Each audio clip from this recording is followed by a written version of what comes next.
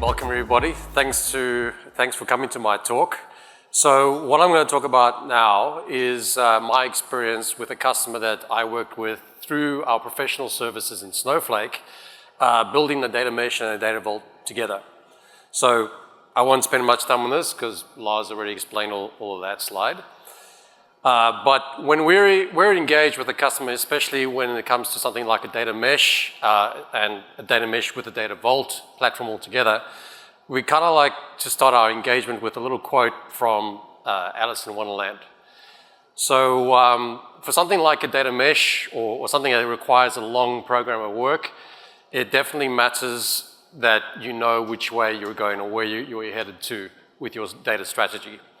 So I'm going to set the scene, the customer journey, like how we got to actually being engaged with this customer X, and then speaking a little bit about Data Vault and why it was such a good fit, or why they thought it was a good fit to have Data Vault and Data Mesh together in one platform.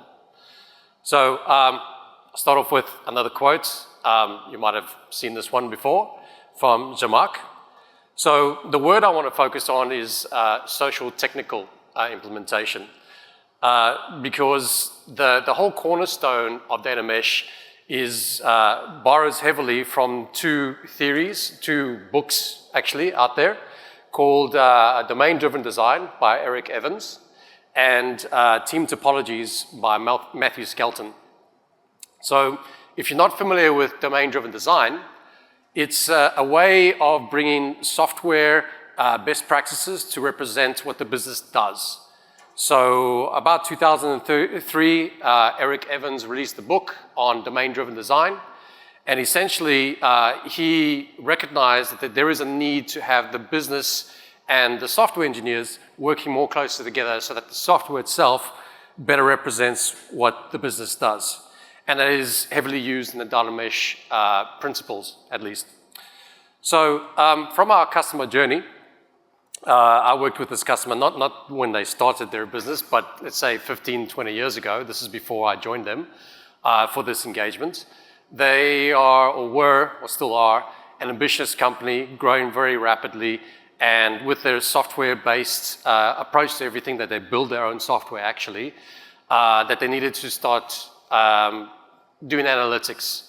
And like most organizations back then, they started off with something on a SQL Server platform, SSIS platform, pipelines, but quickly found that that did not scale to what they needed. And this was all on-prem. So about 10 years ago, they decided to go and migrate to the cloud. And what they did is they decided that they're going to migrate onto AWS, and they chose Redshift as their data warehouse platform. Now, if you're familiar with Redshift, it's essentially taking what worked on-prem and putting it in the cloud. So things like managing your tables, the block-based storage, maintenance, all those kind of tasks were required a very strong skill set in that type of management of data that they had to do themselves. So what that essentially meant is that they had to schedule downtime, they had to do things like reclaim storage or compaction, if you will. They also built what I like to call a blog-based data vault.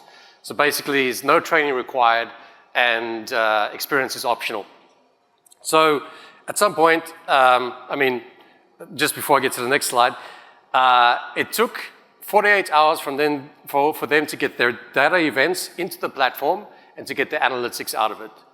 So they found this to be such a bottleneck that they ended up replicating that data onto Aurora, which is essentially like going back to what they were doing on-prem on SQL Server to support their analytics. So they decided, all right, they needed a strategy to democratize their platform. And this is where they chose Snowflake. Part of their data strategy, they realized they needed to get their staff trained up on Data Vault.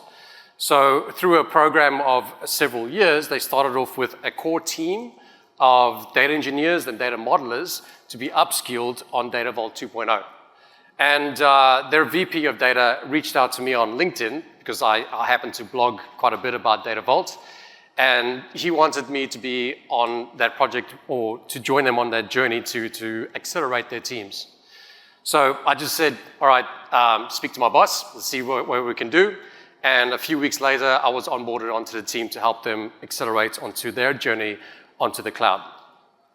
So a little bit about their data stack. It looks somewhat like this. A lot of components here that you probably recognize from the modern data stack. They are heavy into their own, building their own software as well, but they also recognize that in some places, it's better to buy the software off the shelf, or better yet, to use open source software. So from ingestion patterns, we were using Fivetran to bring in sharded data to one platform on Snowflake from a global footprint. We're using Confluence Kafka to bring in event data, domain events, as well as what they called behavioral events. This customer in particular was working with data that supports apps that they support for their customers as well. So it's quite a unique sort of architecture that they were supporting, that they had their own customers who had their own customers, and they were drawing behavioral analytics for to support those customers as well. A little bit complicated, but that's the way it was. They chose dbt, and in particular, they chose the package Automate DB, which is a package that you can build Data Vault objects on. And they chose to use Accrual Data Hub as their catalog to basically draw the lineage across platforms, not just Snowflake. So our ingestion was Fivetran, was Confluence. We were also replicating from Redshift, basically migrating the old Data Vault model to the new Data Vault 2.0 model in bits, because they chose, all right, not just migrating like for like onto Snowflake, they still needed to support their customers on Redshift, but remodel it into the way they want to support the Data Vault on their Snowflake platform. Just before I ended the engagement, my colleague of mine then took over their accounts, and they were looking at things like Iceberg to really open up the platform so they can support more analytics and not just Snowflake for their data mesh. So that's kind of the whole tool set. What we'd like to say about Snowflake as well is that, look, it's not just supporting Data Vault. Data Vault is an option. Generally with customers, we see three main data modeling types, either the Inmon, Data Vault, or Kimball. The downside of using something like an Inmon is it's very, very structured. It's difficult to actually do pattern-based or template-based data pipelines for your data model, whereas the Data Vault, you can actually do that repeatability through hubs, links, and satellites. Now, with customers, I mean, I know I write a lot about Data Vault in particular, but if a customer is trying to build a Data Vault and I can see that perhaps they're not mature enough to be adopting a Data Vault, I either recommend that they do get training on it, or perhaps do Kimball or just build dbt models on top of their data lake. So, to the meat of the presentation, Data Vault. I'd like to start this portion with another quote from the inventor himself. So, Data Vault is a system of business intelligence containing the necessary components needed to accomplish enterprise vision in data warehousing and information delivery. For me, the important words are enterprise vision. The way I interpret it is that when you're building your Data Vault or even your data mesh, that it should represent what your business does. So whether it's the data architecture or the agile best practices or the data modeling itself, it should be scalable, just like your business is scalable. So one of the first things I needed to do when I joined Customer X was to figure out if they have a business architecture practice, some way that they have mapped their business into what they do so that we can use it to build our Data Vault. And lucky for me, I did find that the customer was doing something like this, which is called domain mapping. So they hired a company that you may have heard of called ThoughtWorks. And with ThoughtWorks, they helped them do what's called domain mapping, which is essentially breaking up their business into different domains, into generic, supporting, and core domains in terms of their software architecture. Now, from a business architecture perspective, this more or less overlaps with the three types of business capabilities, which are strategic, core, and supporting capabilities. A business capability is what the business does, and each business capability supports a value stream stage, and together forms the whole value stream, or why the business actually exists to deliver value to their customers. Business capabilities are more or less owned by business units, and they could be external, they could be internal, depends how you've organized your business, which it essentially means that you're outsourcing some of the capabilities of your business which are not core of how your business works. Each business capability is always based on at least one or more business objects. So if you're looking at the diagram here, if I look at policy management, you're looking at policies. If you're looking at user management, you're looking at user as a business object. Or especially for this customer, we had application management because they're supporting applications for their customers. So we're looking at applications, right? Now, another knowledge area of business architecture is called information mapping. So basically, how do we realize our business objects through data? So no matter what business you're in, there's usually three things that you're looking for in your data. That is, what are my business objects? How do I identify it? What's the business key? What other business objects is this business object or business entity related to, interacting with, or making transactions with? And of course, the state of those interactions and the state of those business objects. And because we're talking about data mesh, we also track the historical context of that state. So if you cast your mind back to how the software architecture works, especially these guys building their own software, software and applications is nothing more than automation engines of your business processes. And they capture the state information of those business objects and business processes that are then available through a data mesh as data products. And essentially that implies that there should be a data contract as well. Otherwise, essentially you don't really have a data product if you can't support any of your data products, SLAs or some sort of grade of data quality for your business or data products. So in bringing that data together onto our Snowflake platform, it essentially becomes part of our landing zone. We never called it landing zone. We didn't like the name. We call it our curated zone because in that zone, what happens is we do our tagging, we do our classification, we do all our cleansing in this zone here, which is then modeled into a raw vault as hubs, links, and satellites. Now, there is an interaction between ourselves as consumers of this data and the producers of this data. And this interaction is brought forth through business cases. So we don't just simply grab all the data and model it into our data platform. We bring business cases or high-value business cases, which typically falls in the core domain, and work with the producers of data to bring that data into the platform. Now, if there's a gap between what we need or the business case and what data is available, we try to get the source domain to support it in some way. Or if it can't be done, or if it's too expensive to do it from the source, then we model it as extensions of the raw vault into business vaults, links, and satellites.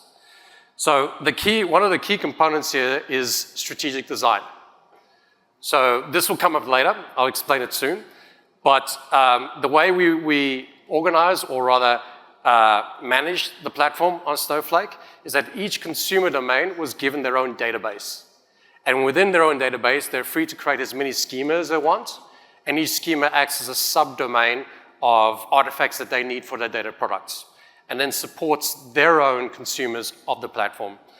We broke it up into a public business vault where we've derived more artifacts that are not in the source, that fills that gap. But also each domain is free to create their own private business vault where they have artifacts there that's not necessarily important to share with the greater platform or users of the platform, or might actually corrupt what other people are doing with the data that is ingested into the platform. So the way we designed or let's say, engaged with building this platform out or building this practice out is what we called our Data Vault path to glory.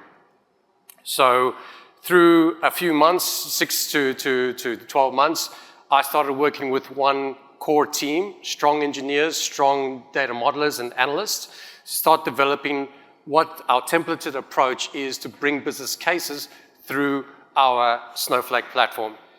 So with that core team, that first team, we came up with how we engage the source system SMEs, what our data profiling questions should be, how do we identify business keys, and so on. And the most successful artifact that we built out of this is an artifact that we borrowed from Steve Hoberman's data modeling scorecard, which we adopted and adapted for Data Vault. So basically this acted like a checklist to say, all right, have you done all these things to get your model or your business case through to the platform? But it also acted as a way for data engineers to quickly know what they need to do to bring their business case all the way through the platform. So with this first team, we set up a governance board. So essentially, we will have many teams. We started with one, and they're building towards the same enterprise data model or canonical model. And with that first team, we set up the standards and the naming standards and the way that we use DBT and automate DV to come up with what templates we use to build out the platform. So this is where it starts to get a little bit meshy, because the team are already domain-driven design savvy, right? So we needed to ensure that what we're developing and the templates that we're building are more or less aligned with how the business, or rather the data engineers, already work globally. So team topologies is, again, heavily borrowed in data mesh. Basically, the idea is that you have stream-aligned teams. So some data engineer teams become masters of the data or the domain data so that it becomes faster and faster to bring data through the data mesh platform. Of course, we had a platform team that supports our endeavors on the platform. So anything that's not data related that needed support, tooling, or anything that helps us accelerate our Data Vault and data mesh. And we also had complicated subsystem teams, and basically it just meant that, you know, if we wanted to do some machine learning that needed specialized skill, we'd have a team to help us do that. So our first team, being on the far left, was our enabling team. That, you know, after 6 months, the next team was trained on Data Vault, and then we quickly accelerated them on how to use the templates that we already enabled to build out our Data Vault. So again, you'll see the words there, strategic design. So domain-driven design based again is what the team were adopting were ways of working in collaboration to build software together. And because they're microservices,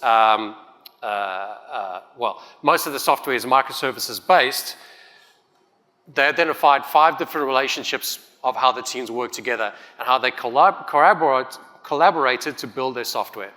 Now, the first 2 wasn't really relevant for data mesh, because what that implies is actually separate ways means, it's from the domain-driven design book. It means that you've replicated software.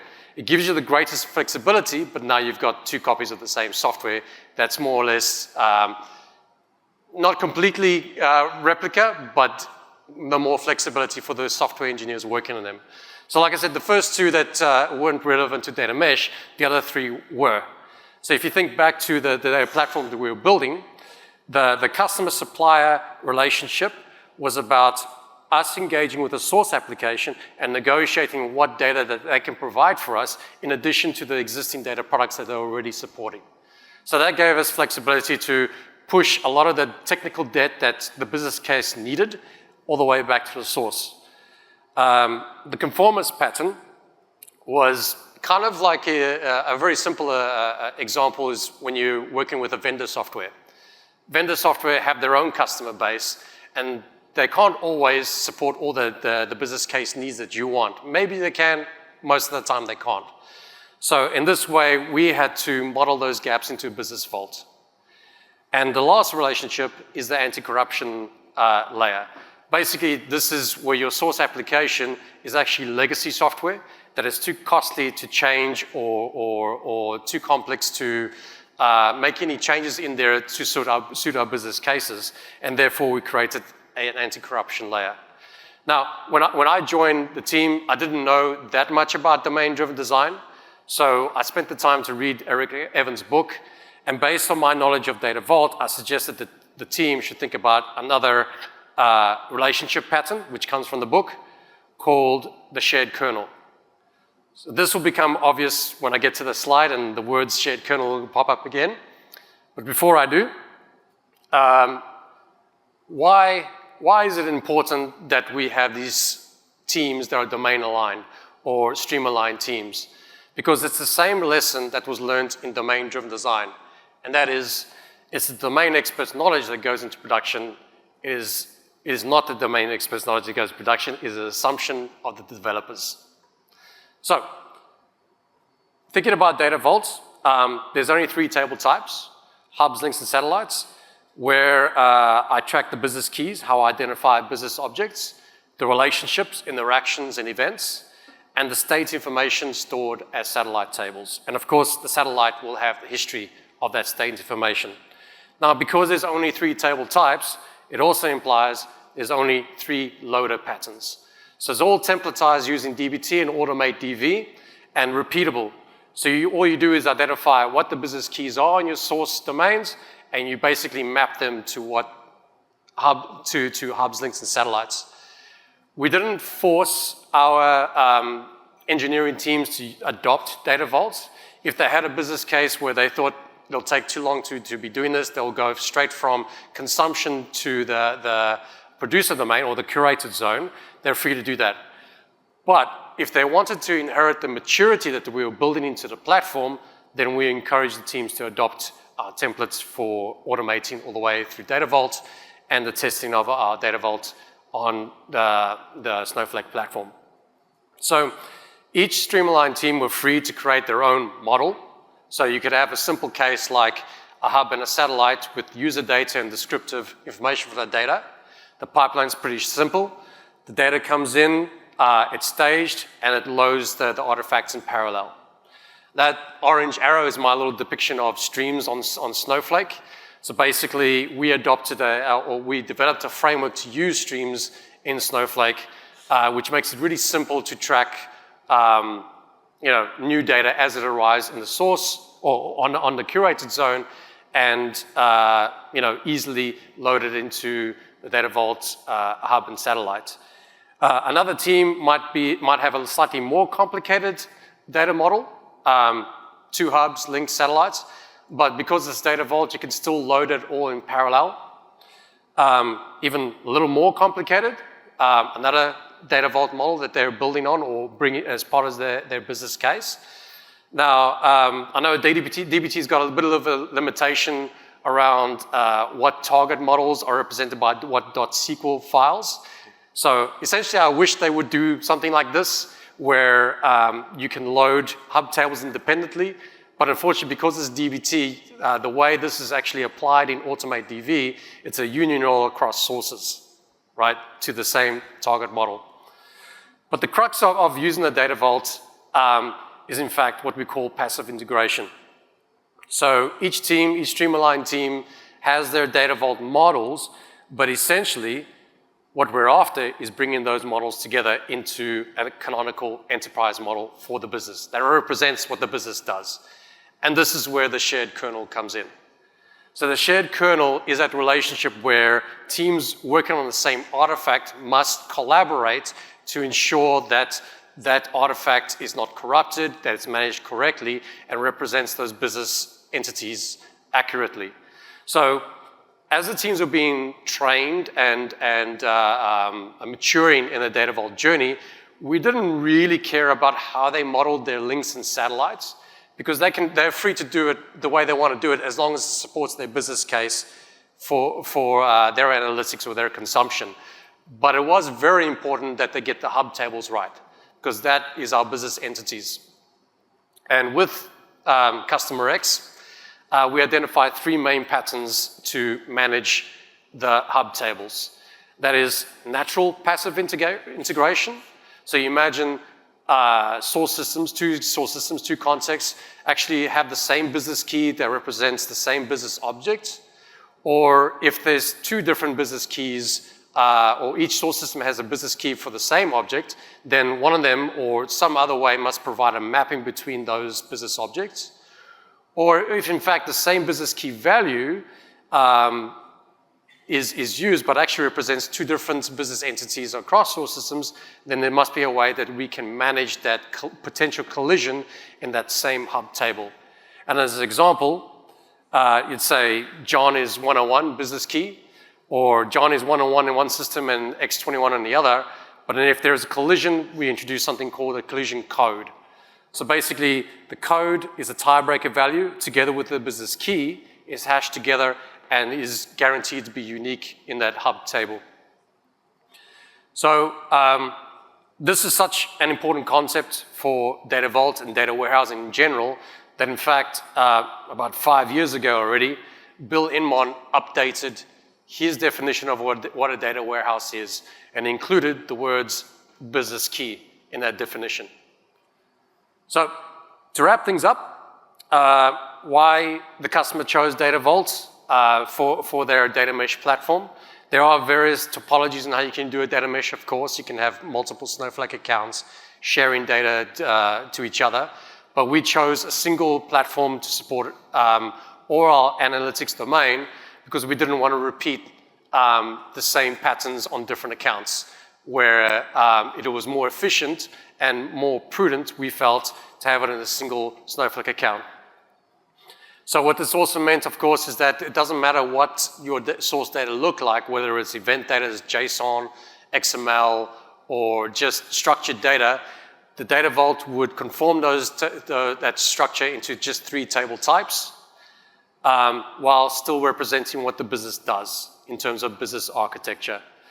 I didn't have time to put more slides on how Data Vault supports OLAP, but essentially, when you think about Kimball modeling and the fact that you have facts and dimensions that together does things like write deep join trees and hash joins in the back end, Data Vault supports the same thing. And essentially, what the Data Vault is there for is to solve that complexity up front for your consumer domain, so it makes it easier so you can pick and choose from that data mesh and Data Vault supported architecture to support consumption and engagement products. And in a nutshell, if you want more information, I've got QR codes. I think they were the same as last year, but essentially I've got blog posts and especially the last QR code is a 2-hour webinar on how to get data into a Data Vault in Snowflake and how to get the data out. I'm free to take questions. We have a minute for questions. Oh, there's a question here. Yeah, I go. You're going to get the shortest answer in the world. Hey, mate.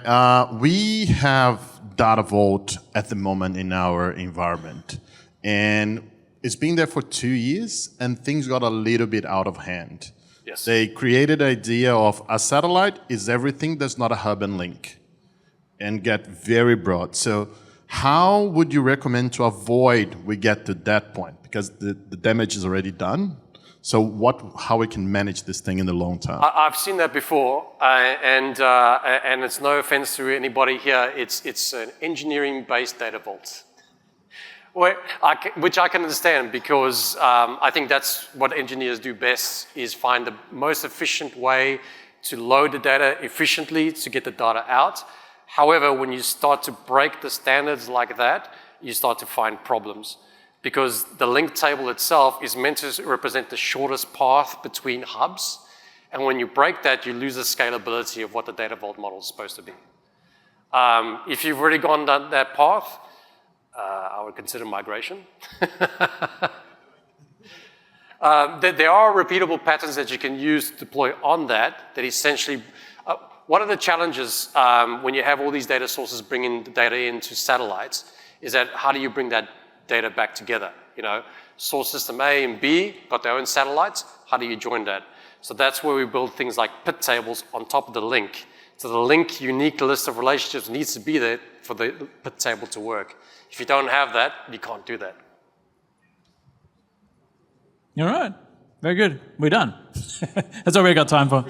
Yeah, I was about to say, if you want to ask Patrick anything, you'll be at the Snowflake booth, I'm assuming? Yeah, so go find him there. Thanks very much.